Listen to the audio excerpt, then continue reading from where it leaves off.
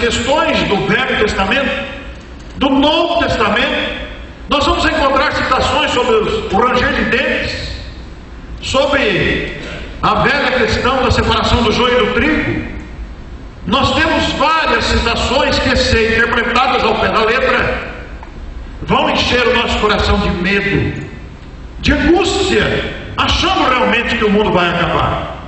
Mas se não bastasse essas citações que estamos fazendo, o assunto mexeu também com os governos. Os governos americanos e franceses, construíram no Polo Sul um enorme observatório astronômico, porque, segundo consta dessas previsões, um gigantesco planeta se aproximaria da Terra, sendo o primeiro visível no Polo Sul. E, ao mesmo tempo, a Noruega, e isso foi mostrado pela TV aberta e fechada, construiu bancos gelados para guardar sementes. E depois que o mundo acabasse, eles pegariam a semente para plantar de novo. E eu fico me perguntando, mas quem que vai pegar semente? O mundo não vai acabar? Os americanos construíram abrigos subterrâneos para, quando houver um suposto choque no planeta, eles se esconderem no abrigo subterrâneo. E eu fico me perguntando onde nós, os brasileiros, iríamos nos esconder? Embaixo das árvores da Transamazônica? Todas essas questões nos fazem pensar na geração de ideias que este assunto, que vem vindo de longo tempo na história, tem provocado no comportamento humano. E não é só. Nós vamos encontrar ainda as informações dos Espíritos que falam que a Terra está passando de transformação de um mundo de expiação e provas para um mundo de regeneração. O que é exatamente isso? Por outro lado, além de gerar o medo, o fanatismo e o misticismo, nós vemos ações inclusive da publicidade. Na minha cidade, uma revendedora de automóveis colocou uma publicidade na retransmissora regional da TV, que atinge dezenas de cidades, com esta voz e com estes dizeres: aproveite, compre agora o seu carro zero, é a sua última chance, o mundo vai acabar. Compre e financie em 60 meses e pague só 24, porque afinal de contas, isso ocorreu no ano de 2010.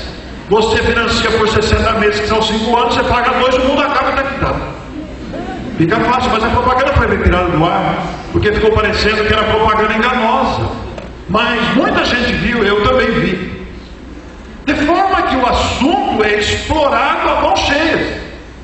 Alguns explorando oportunamente, outros sentindo medo e pavor. Eu tenho uma amiga que tem dinheiro, vai casar, quer comprar um apartamento, está com dinheiro guardado e não compra enquanto não passar o fim do mundo. Ela falou: se o mundo acaba, eu perco dinheiro. Eu falei: mas aí acabou o mundo.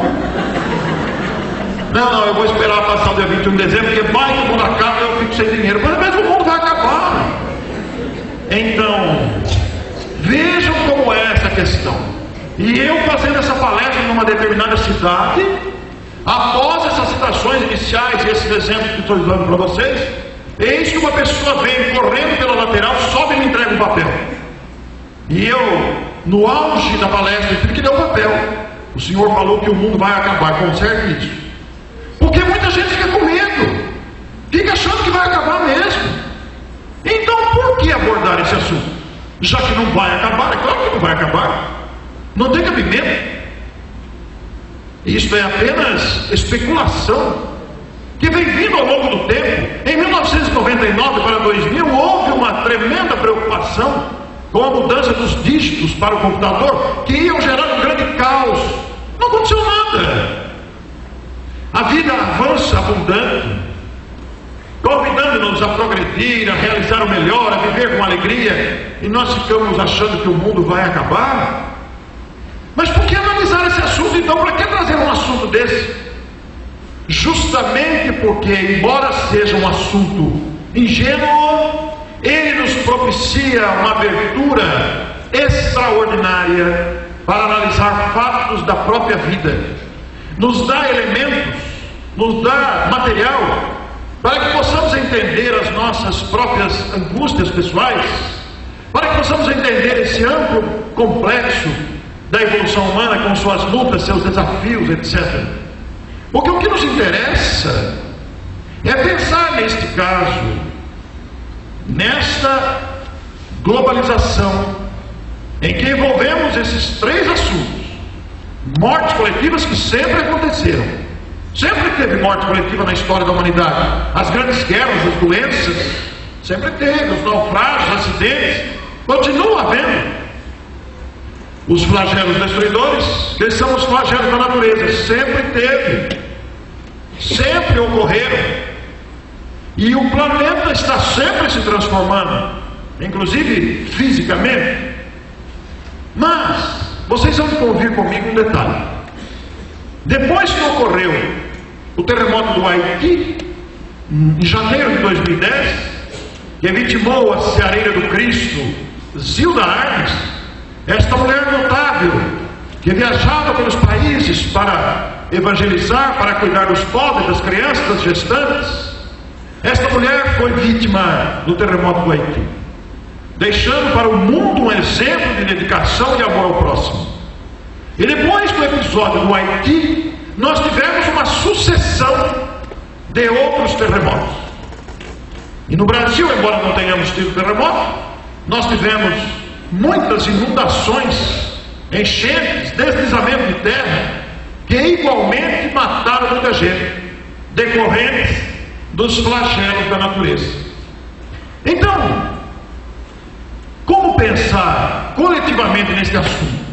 Porque isso continua acontecendo. Eu falava nessa palestra em janeiro, fevereiro, março de 2010. Falei para minha esposa: vou parar de falar, porque parou os terremotos. Mas eis que vem abril e entra a tragédia de Niterói. E eu continuo falando do tema, porque realmente os flagelos continuam, as mortes coletivas igualmente. E o assunto propicia pensar amplamente, porque afinal de contas, meu caro, acabou aqui, que o mundo acabou. A tela não quer mudar. O que aconteceu? Vamos ver que o nosso técnico vem arrumar para a gente. Ela não quer colaborar. Eu acho que ela está tensa. Será que é por causa do automático?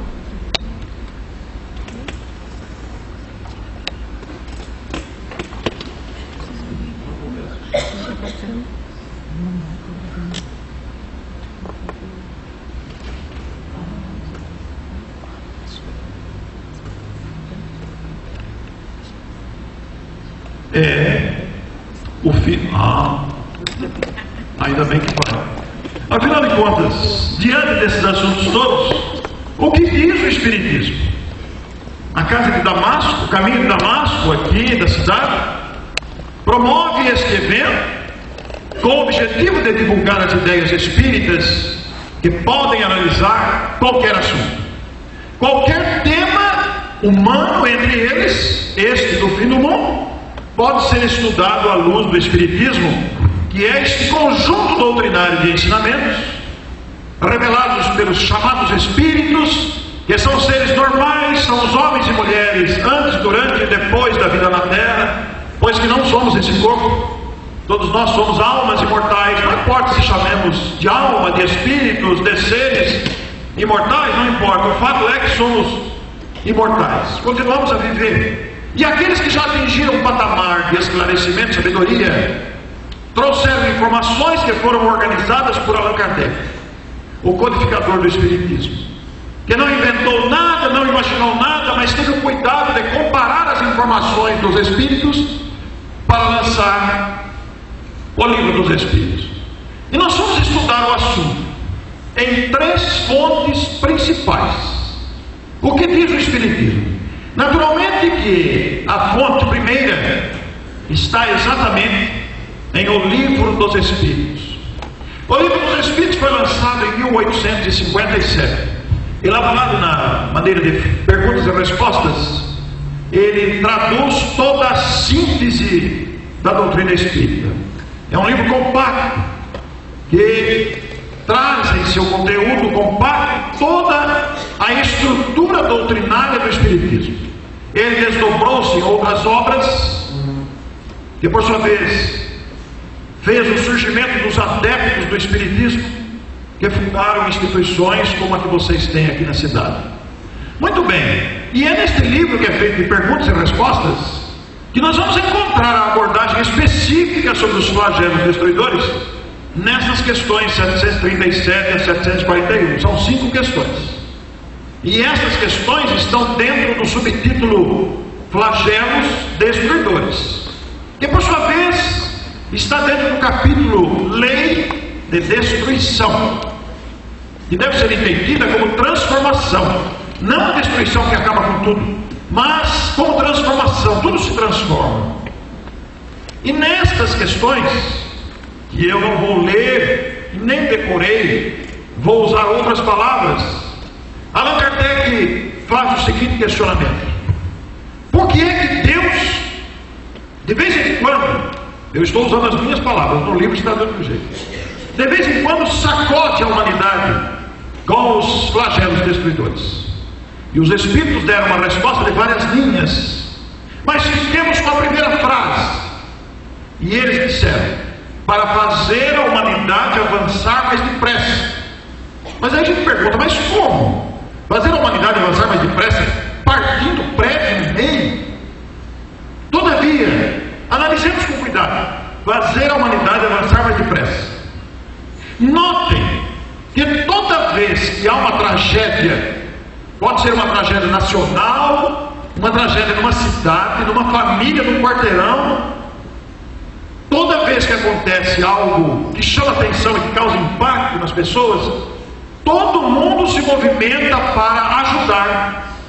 Então, provoca a solidariedade, provoca o sentido de ajuda, de providências. Pode ver, todo mundo sai, vamos fazer uma arrecadação de alimentos, vamos providenciar roupa, cama, pegar um pouco na casa, vamos arrumar móveis. Quando houve os terremotos, todo mundo fez campanha para mandar roupa para Haiti, mandar remédios, água, alimentos, etc. Países ricos fizeram isso. O Brasil mandou uma quantidade enorme de donativos.